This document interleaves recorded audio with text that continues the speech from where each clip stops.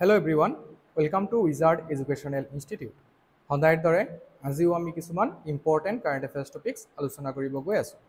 আজিৰ প্ৰথম টপিকটো বিজ্ঞান আৰু প্ৰযুক্তিবিদ্যা বিষয়ৰ পৰা লোৱা হৈছে। নিউজত আছে যে Akash prime missile successfully tested at high altitude in Ladakh.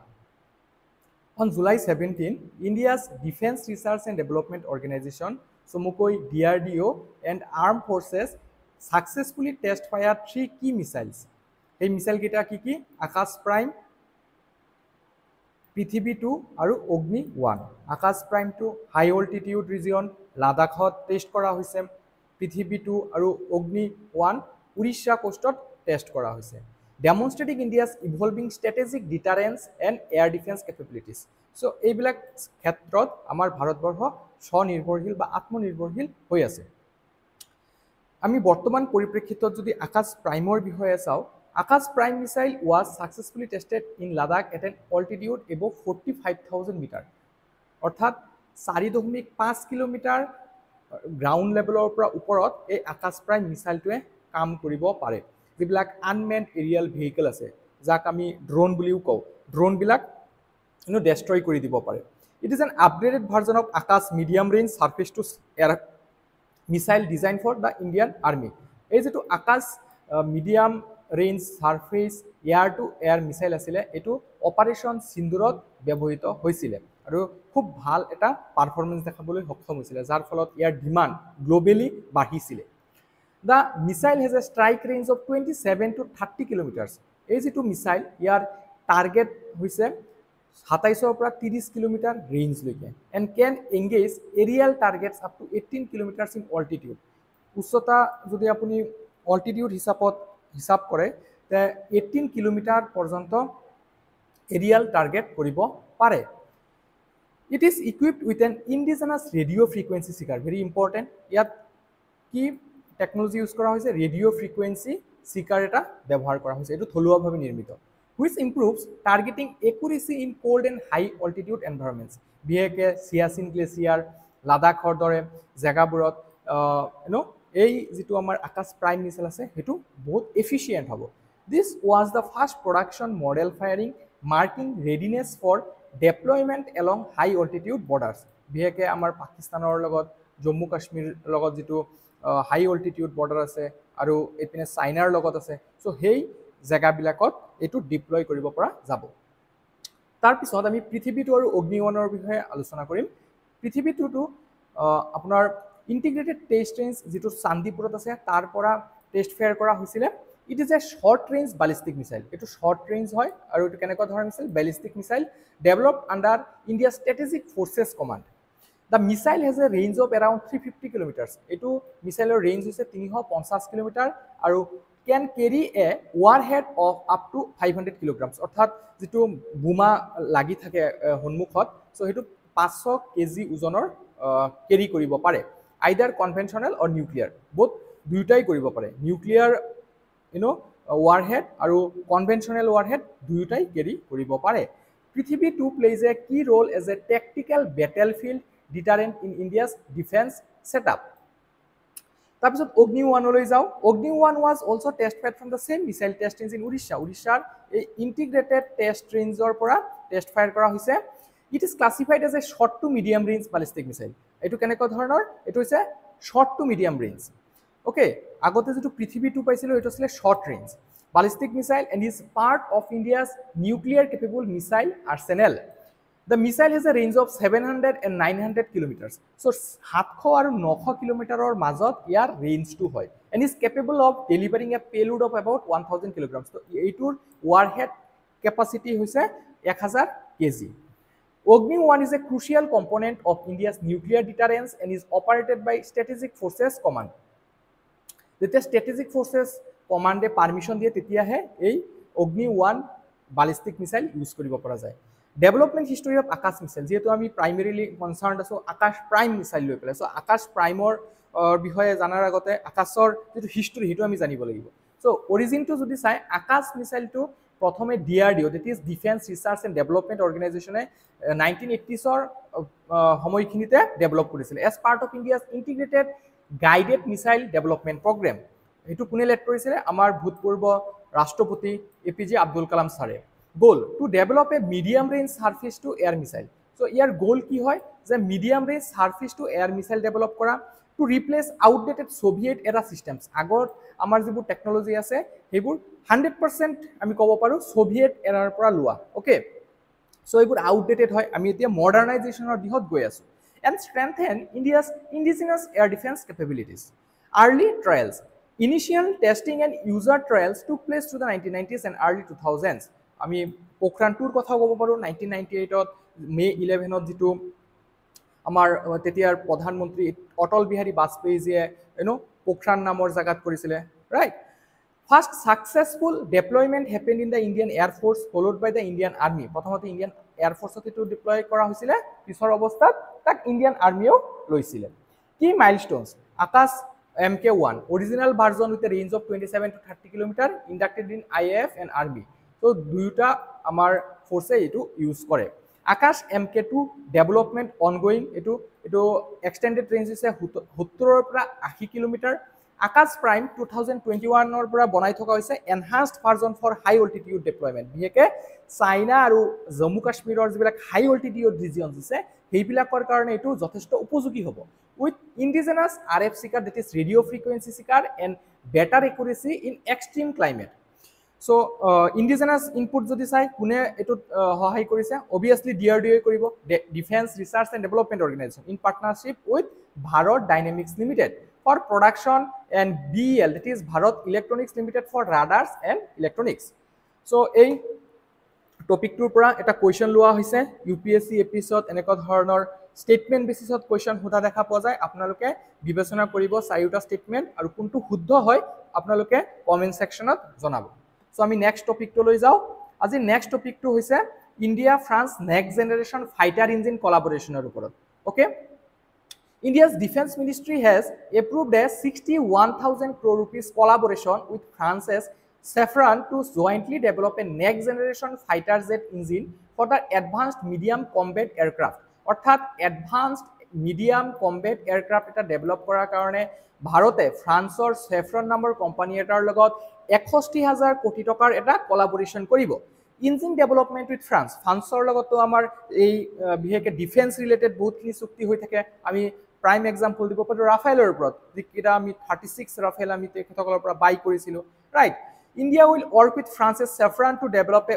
120 kN thrust engine which will power future fighter aircraft platforms including the upcoming AMC that is advanced medium combat aircraft strategic importance কি হয় fighter jet engines are considered the core of air power so fighter jet ok আমি কি বুলি কব পাৰো air পাওয়াৰৰ কোৰ মানে এইটোৱে মেইন অংশ হয় এটা দেশৰ এয়াৰ ফোৰ্স কিমান শক্তিশালী হেতু আমি জেট ইঞ্জিন ফাইটাৰ জেট ইঞ্জিনৰ দ্বাৰা কব পাৰি and only a few countries like US France UK and Russia have this technology currently আৰু এটো নিজে হিয়তে বনাইছে independently why Safran was chosen so Safran কিয় ভাৰত চৰকাৰে চুজ কৰি লৈছে the defense ministry evaluated both France's Safran and UK's Rolls-Royce so দুটা option আছিল ভাৰত চৰকাৰৰ হাতত এটা আছিল ফ্ৰান্সৰ Safran আৰু ইউনাইটেড কিংডমৰ Rolls-Royce আপোনালোকে নিশ্চয় গাড়ীও দেখা পায় হয় the French offer included complete technology transfer কিন্তু ফ্ৰেন্স কোম্পানীটোৱে কমপ্লিট টেকনলজি আমাৰ ভাৰতক ট্ৰান্সফাৰ কৰিব বুলি এটা প্ৰপোজাল দিছে যেটো ভাৰত চৰকাৰ মান্তি হৈছে Safran also proposed a roadmap that matched the AMC development timeline যেটো আমাৰ আমাৰ টাইমলাইন আছিল নিজৰ হেতু আমি হিয়তক জনাইছিলো তো AMC যেটো টাইমলাইন দিছে হেতু আমাৰ লগত মিলিছে তো obviously ডিলটো তেনেকে ফাইনালাইজ হৈছে experts considered both technical feasibility and cost aspects আৰু কষ্টৰ পাৰ্সপেক্টিভৰ পৰাও দুইটা তুলনামূলকভাৱে কোনটো আমাৰ কাৰণে বেনিফিশিয়াল হ'ব ইত্যাদি ধৰণৰ ক্ৰাইটেৰিয়াত লাষ্টত গৈ পেলাই Safranক চুজ কৰা হৈছিল parallel development plans while the indigenous engine is being developed the first batch of AMCA may be fitted with US made G414 engines কিন্তু প্ৰথম যেটো AMCA batch আহিব হেতু US ৰ দ্বাৰা নিৰ্মিত G414 ইঞ্জিনৰ থাকিব India is also in talks with the US for technology transfer of the GE414 INS-6 engine for LCA Tejas Mk2 the light combat aircraft আছে Tejas তাৰ কাৰণে আমাৰ ভাৰতে US এৰ পৰা এই ইঞ্জিনৰ টেকনলজিটো বিচাৰিছে Indigenous capability goals. The plan is part of India's long-term push for self-reliance in critical defense technologies. Okay, so সাম্প্ৰতিক সময়ত যিবোৰ ঘটনা হৈ গৈছে সেইবোৰেতো আৰু আমাক পুশ কৰে যে আমি স্বনিৰ্ভৰশীল হওঁ বিশেষকৈ defence সেক্টৰত। India's earlier attempt, the Kaveri engine project, failed to produce sufficient thrust for fighter jet, but its derivative may not be used for unmanned combat aircraft, that is UACVs. এতিয়া আমি অলপ AMCA এর বিষয়ে পড়ো যে advanced medium combat aircraft কি হয়।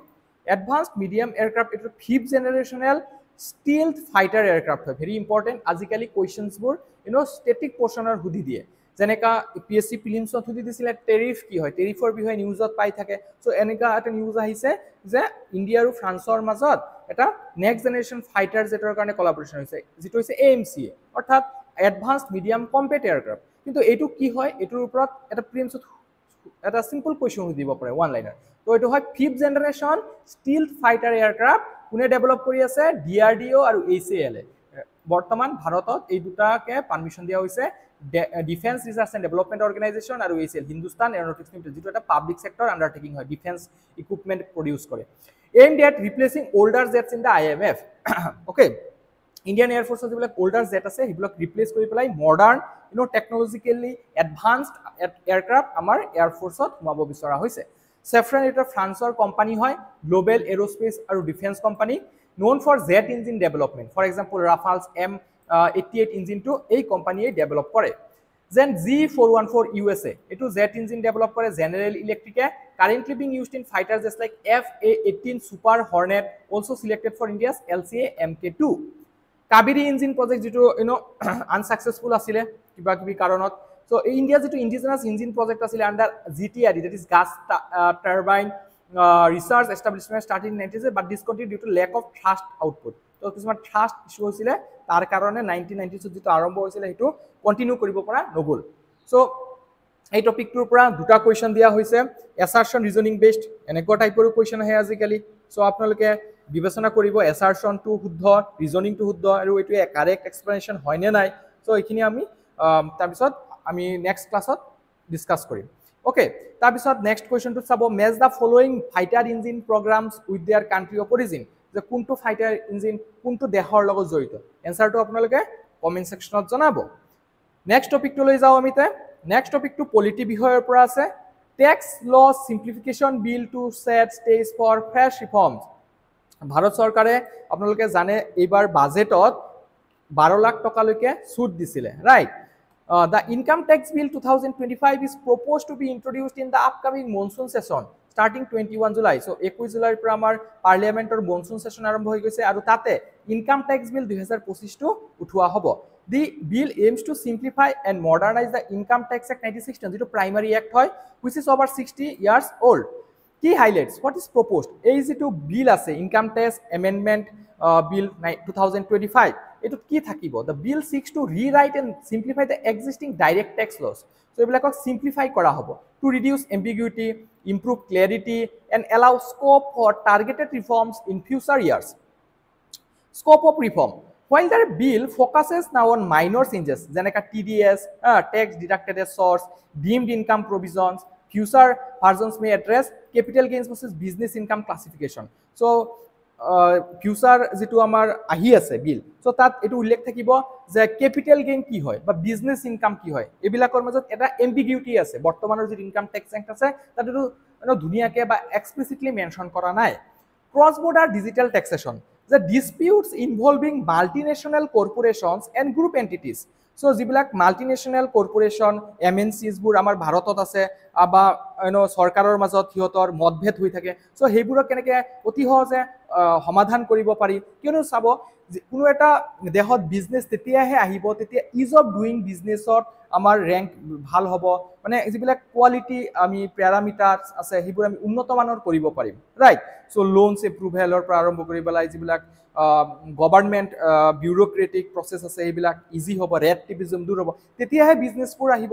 So আৰু টেক্সও এটা ইম্পৰ্টেণ্ট ৰোল প্লে কৰে। সো টেক্সক লৈ পেলাই বহুত চৰকাৰে বেছি খুজি দিয়ে ৰাইট টেক্স নটিচেছ চেণ্ড কৰে তো তেনেকুৱা পৰিপ্ৰেক্ষিতত মানে গ্লোবেল কোম্পানীবোৰে সেই দেশত আহিব নিবিচাৰে তো এই যিটো ইনকাম টেক্স এক্ট 2025 এমেণ্ডমেণ্ট কৰিব বিচৰা হৈছে এইটোত এই কথাখিনি উল্লেখ থাকিব Income Tax Act 1961 বিষয়ে যদি চাই the Income Tax Act was enacted by the Indian Parliament and came into effect on April 1 1962 এটো প্ৰাইমেৰী এক্ট হয় ইনকাম টেক্সৰ লগত আৰু এটো কাৰ্যকৰী হৈছিল পৰৱৰ্তী বছৰৰ 1962 1 এপ্ৰিলত আমাৰ যেটো ডেটত ফাইনান্সিয়েল ইয়াৰ ষ্টাৰ্ট হয় based on recommendation of law commissioner recommendation of eto act to pass kora hoisile and one through committee very important so prelims of statement basis khudi dibo pare jeto income tax act 1961 ase eto law commission 1958 and one through committee recommendation গঠন kora hoisile it governs the levy collection and administration of income tax in India it applies to individuals companies firms other entities earning income in India including non-residents so এই যেটো আমাৰ act আছে এই এক্টটো সবৰ ওপৰতে applicable হয় ইন্ডিভিজুৱেল ব্যক্তি company সমূহ ফাৰ্ম সমূহ আৰু বেলেগ বেলেগ এন্টিটি সমূহ যোনে যোনে ভাৰতত ইনকাম কৰি আছে then need for new law কিয় নতুন লৰ প্ৰয়োজন যে rising digital economy globalized business models like virtual service online platforms are poorly addressed by current law so তাহানিৰ সময়ৰ ইটো ল হয় সো বৰ্তমান যিবোৰ সমস্যা হৈ আছে যেনকা ডিজিটাল মাধ্যমত বহুত কিবা কিবি ট্ৰানজাকশনস হয় সো হেবিলাকৰ কাৰণে প্ৰভিজনস ইয়াত এড কৰা হ'ব it is now harder to distinguish where income is earned and which country can tax it especially for MNCs and tech firms so MNC বিলাকে কি কৰে যে হিয়তে এইবিলাক কিবা কিবি লুপ হোল বিচাৰি উলিয়ায় আৰু যিবিলাক ইনকাম আছে ইনকামবোৰ বেলেগ কান্ট্ৰীত দেখুৱাই দিয়ে যিবোৰ অফশোৰ কোম্পানীজ আছে তেনেকুৱা ধৰণৰ কিবা কিবি লুপ হোল বিচাৰি উলিয়ায় সো তাৰ কাৰণেও আমাৰ এই একটো সহায়ক হ'ব the current system is compliance heavy leading to disputes inefficiencies and revenue leakage so ইয়াৰ দ্বাৰা যেটো সৰকাৰৰ এতিয়া revenue leakage হৈ আছে এই যেনেকা কোম্পানীবোৰে মাল্টিনেশনাল কোম্পানীবোৰে এবিলাক তৰিকা বিচাৰি উলিয়ায় সো এইবোৰ দূৰ হ'ব আৰু ভাৰতৰ যেটো ৰেভিনিউ সৰকাৰৰ ৰেভিনিউ এটো বাঢ়িব নেক্সট টপিক টু ইন্টাৰনেশনাল ৰিলেশনৰ পৰা আছে যে বেইজিং অৰ্থাৎ চাইনাই ব্যাক কৰিছে যে যেটো ৰাছিয়া ইণ্ডিয়া ট্ৰয়কা আছিল হেতু আকৌ ৰিভাইভেল হ'ব লাগে China has expressed support for Russia's proposal to revive the Russia-India-China trilateral format, which had become inactive since 2020 due to the pandemic and the India-China border standoff Ladakh. So, Doklam standoff hole. Okay. So, এইবোৰৰ পিছৰ পৰা এই India-China troika to inoperative হৈ আছিল. So, এতিয়া Moscow এটা initiative লৈছে যে এটুক আমি ৰিভাইভেল কৰিম আৰু চাইনাও এটু ব্যাক কৰিছে So what is RIC? The static portion sum. The RIC is an informal strategic trilateral grouping of Russia, India, China. It prothom propose korisile Russian Prime Minister Yevgeny Primakov in the 1990s as a multipolar world alternative to US dominance. Cold War or pisor jetia USSR bhag hoi gol fragment hoi gol tetia US or বিৰুদ্ধে যুজিবলৈ হলে এই তেতিয়া ভাবিছিলে যে Asian dominance এটা থাকিব লাগিব so Russia China আৰু ইন্ডিয়াৰ এই কনসেপ্টটো তেখেতে প্ৰপোজ কৰিছিলে the RIC format enable strategic dialogue among the three countries on regional and global issues তো রিজনাল ইস্যুসে হক বা গ্লোবাল ইস্যুসে হক এই গুটেইখিনি এই ফরামটোত আলোচনা কৰা হ'ব তেনেকা ধৰণৰ এটা প্ৰপোজাল দিছিলে over the years it conducted 20 high level meetings across foreign ministers security and economic dialogues এটো কিয় ইনঅপাৰেটিভ হৈছিলে বা ইনএক্টিভ হৈছিলে মেইন ৰিজনটো আছিল কোভিড-19 পেন্ডেমিক আৰু 2020 যেটো আমাৰ ইন্ডিয়া চাইনা ষ্টেণ্ড অফ হৈছিলে লাডাখত then rising India China rivalry and Beijing support to Pakistan on anti India fronts we can trust so বিহেকে চাইনাৰ যিবিলাক এক্টিভিটি আছে for like supporting China Pakistan China is a all weather friend of Pakistan আমি সবে জানো এটো যদি ইউনাইটেড নেশন সিকিউৰিটি কাউন্সিলত কিবা ইস্যু আনা হয় পাকিস্তানৰ বিৰুদ্ধে সো চাইনাই প্ৰথমতে ভেটো এপ্লাই কৰে ৰাইট সো এইবিলাক কাৰণে এই যেটো ফৰাম আছিল ইয়াৰ পৰা ভাৰত আতৰি আহিছিল ওকে অলপ ট্ৰাষ্টটো ইৰোজন হৈছিল সো এতিয়া আমি চাম আৰআইসি কিয় ৰিভাইভেল কৰিব বিচৰা হৈছে যে Russia is keen to revive RIC specially as ties with the West worsen due to the Ukraine war so ৰাছিয়াই RIC ৰিভাইভ কৰিছে কাৰণ ৰাছিয়াতে অকলশৰীয়া হৈ গৈছে তো যোৱাকালি নিউজতো আমি আলোচনা কৰিছিলোঁ যে নেটোৰ যিজন চিফ মাৰ্ক ৰাটে তেখেতে কৈছিলে যে ব্ৰাজিল ৰাছিয়া চাইনা আদিৰ দৰে ইণ্ডিয়া আদিৰ দৰে যিবিলাক ইমাৰ্জিং ইকনমি আছে এইবিলাকে ৰাছিয়াৰ সৈতে ট্ৰেড কৰা বন্ধ কৰিব লাগে ওকে ট্ৰেড কৰা বন্ধ কৰিব লাগে যাতে এই যিবিলাক ফাইনান্সিং ৱাৰত কৰিব নোৱাৰে okay Russia sees itself as a bridge between India and China and a balancing force ৰাছিয়াই নিজকে চাইনা আৰু ইণ্ডিয়াৰ মাজত এটা মিডিয়েটৰ হিচাপে দেখে India and China have resumed diplomatic dialogue recent development বিলাক যদি চাই আমাৰ এক্সটাৰ্নেল এফেয়াৰ্স মিনিষ্টাৰ জয়শংকৰ চাইনালৈ গৈছিলে নেশ্যনেল সিকিউৰিটি এডভাইজাৰ অজিত দোভালজি গৈছিলে ৰাজনাথ সিংজিও গৈছিলে ৰাইট সো এটা ইণ্ডিয়া চাইনা ৰিলেশ্যন বহুত বছৰৰ মূৰত এটা পজিটিভ ডাইৰেকশ্যনত বা নৰ্থ ডাইৰেকশ্যনত গৈ আছে China worried about Quad's growing influence is showing renewed interest in regional formats like RIC. Strategic relevance. So all three are founding members of BRICS. So এই তিনিটা কি হয় founding member হয় BRICS or Brazil, Russia, India, China, South Africa যেটো কেইদিনমান আগতে আমাৰ ব্ৰাজিলৰ ৰিও ডি জেনেৰিঅত অনুষ্ঠিত হৈ গ'ল and new development bank. RIC provides a non-Western platform for strategic coordination. So Russia, India, China যেটো ট্ৰয়কা আছে এটো এটা non-Western platform অৰ্ডাৰে কাম কৰে especially on regional security, multilateral trade and counter-terrorism. Reform of global institutions like UNSC, WTO, IMF এবোৰ support কৰে. Challenges in RIC cooperation. The China's continued territorial aggression on India's borders is support for Pakistan, including on Kashmir at global forums, India's growing proximity to the US and Quad alliance where China opposes. So, এইবিলাক কিছুমান চ্যালেঞ্জো persist কৰি আছে দেই টাৰ্মস U should know এতিয়া আমি কি জানিব লাগে টাৰ্মবোৰ বহুত ইম্পৰ্টেন্ট ট্ৰয়কা মানে কি তিনটা গ্ৰুপ অৰ তিনটা মানুহৰ এটা গ্ৰুপ হয় বা কান্ট্ৰি বা অৰ্গানাইজেশনৰ okay multilateralism a system where multiple countries work together on a given issue. So multilateralism কি হয় যে বহুত কেইটা কান্ট্ৰি একেলগ হৈ পেলাই আগবাঢ়ি যায় Quad strategic alliance of US, India, Japan, Australia. So চাৰিটা কান্ট্ৰিৰ এটা গ্ৰুপিং হয় এটা হৈছে quadrilateral security dialogue aimed at Indo-Pacific cooperation. চাইনাৰ যেটো হেজিমনিষ্টিক পলিসি আছে সেইবোৰ আমি কেনেকে কন্ট্ৰোল কৰিব পাৰি তাৰ কাৰণে এই কোৱাডটো ডেভেলপ কৰা হৈছিল New development, a bank formed by BRICS to fund infrastructure and development projects.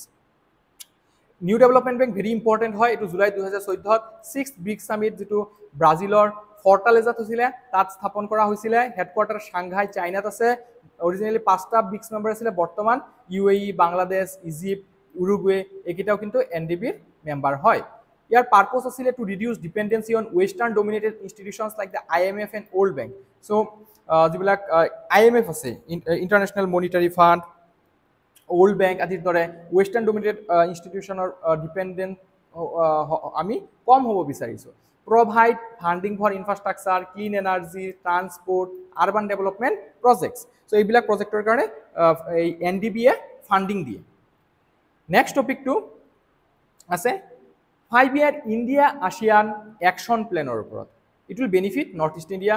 The India ASEAN have drafted a new 5-year strategic action plan. Very important upcoming APSC meansৰ কাৰণে ইয়াৰ ওপৰত কোৱেশ্চন আহিব পাৰে আৰু ডাটাখিনি ইউজ কৰিব পাৰে আপোনালোকে তো 2026 ৰ পৰা 2030 চনলৈকে যেটো ইণ্ডিয়া ASEANৰ মাজত 5 বছৰীয়া এটা strategic action plan সাইন কৰা হৈছে এটোৱে ট্ৰেড টুৰিজম আৰু ৰিজনাল কানেক্টিভিটিত সহায় কৰিব কি হাইলাইটস খিনি যদি চাই boost north east India the government aims to make north east India কি gateway to ASEAN through tourism trade and improved connectivity যে চৰকাৰে উত্তৰ পূব ভাৰতক ASEANৰ গেটওয়ে হিচাপে বনাব বিচাৰিছে through tourism, trade and improved connectivity. India is actively implementing the Act East policy. যেটো 2014 চনত আমাৰ নৰেন্দ্ৰ মোদী চৰকাৰে ৰিপ্লেস কৰিছিলে আগৰ Act East policy I mean যেটো আমাৰ Look East policy আছিল focusing on strengthening ties with Southeast Asia.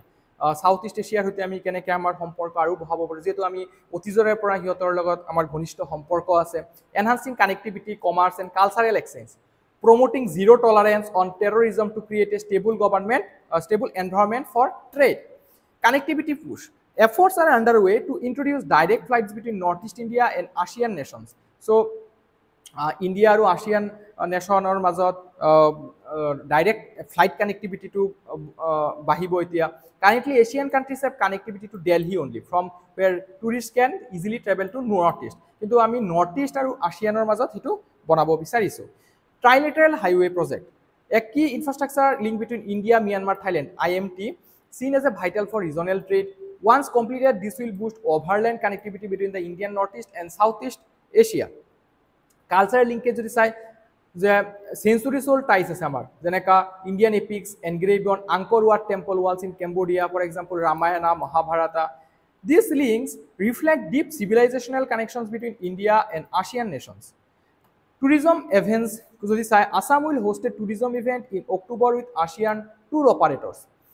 Okay, India recently participated in Malaysia Trade and Tourism Festival where Assam was the theme state. So, Bharat recently Malaysia Trade and Tourism Festival participate korisile, jot Assam theme state asile. Okay, handloom and handicraft sector synergy kotha koise.